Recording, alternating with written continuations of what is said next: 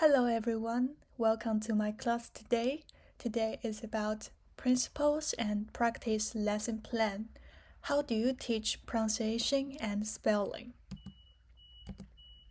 So here is my context today. I used to work in a public middle school in China, and in our school we use this book named Go For It.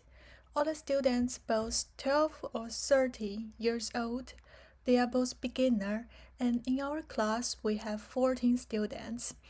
Every class we have 45 minutes and 5 sessions per week. So my class overview is about curriculum and the lesson. We have to focus on sound, phonemes,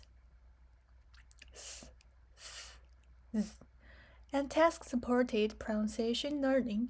And today's lesson, I use the present, practice, perform, and input float, listening and video modeling, partner practice, minimal pairs and mouth shape drills, and output-based task, speaking task.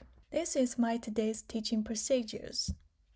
I have 5 steps in my class today: warm up, introducing target sound, input activities, and output activities. The last one is summary and reflection. Here is a time about my 5 steps. Let's go to the warm up. I will play a short pronunciation video for my students.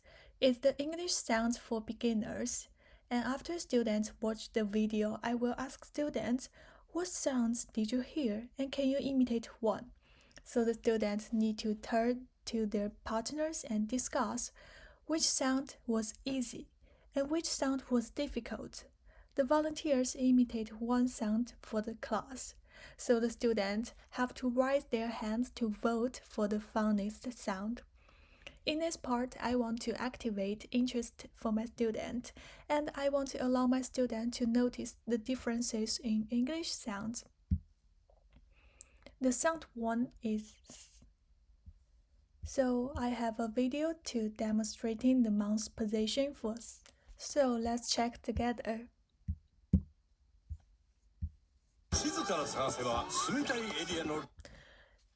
So when the student and I we watch the video, we can speak the words together. Let's go. This is a voiceless consonant. It's pronounced. Now, did you notice that I make the sound by sticking my tongue out just a little bit and blowing air between my tongue and my top teeth?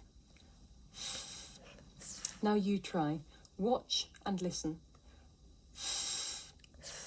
Again. You can hear the sound at the beginning of the words thin, throw, and thumb. Sound. In the middle of the words author, and healthy, and at the end of the words birth, and path. Now you try.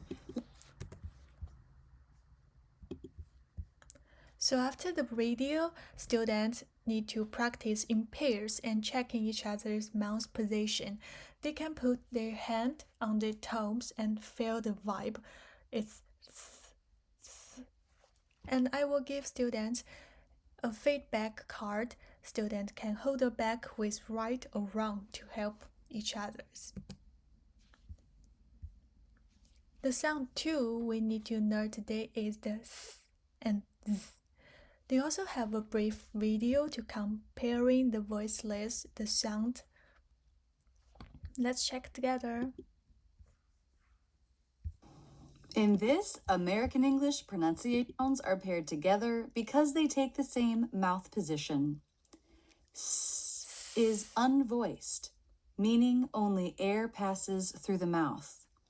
And Z is voiced, meaning you make a sound with the vocal cords. Z. To make the sounds, the lips part and the corners pull back a little while the teeth themselves lightly touch. S. Z.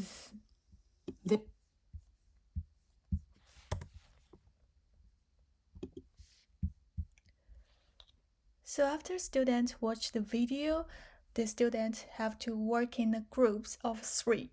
Student A says a word, and student B touches throat and identifies if it's th or z. Student C have to record the answer, so they rotate rows every 1 minute.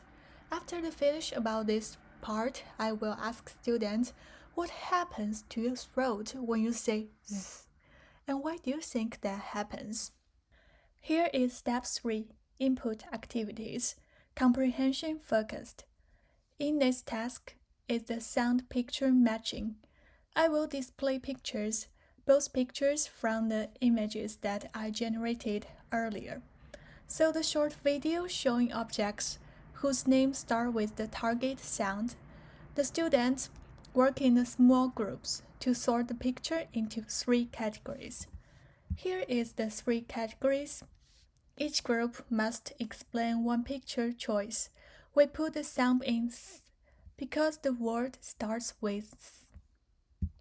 And then the output activities. The output activities, I have 2 tasks. Task 1, spelling with phonics. So here is the words. And students need to spell individually, and they have to check in the pairs. And the task 2 is provide sentence frames. I think the is the bag. So the student fill in the words from pictures card and read aloud. Here's my today's summary and the reflection.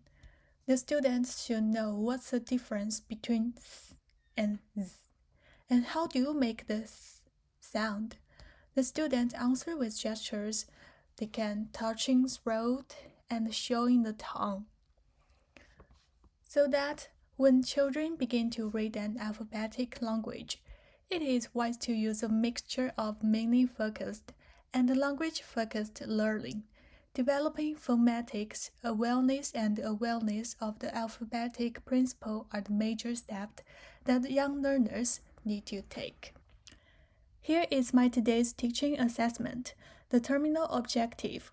In today's study, I want my students can correctly pronounce and use s, and z in words and short sentences during speaking tasks, so that collect student pronunciation recordings or group speaking performance to assess accuracy and students' reflection sheets to evaluate their understanding of pronunciation differences. And then the enabling objectives. So in today's study, students can distinguish the difference between this sound through listening and the minimal pair activities.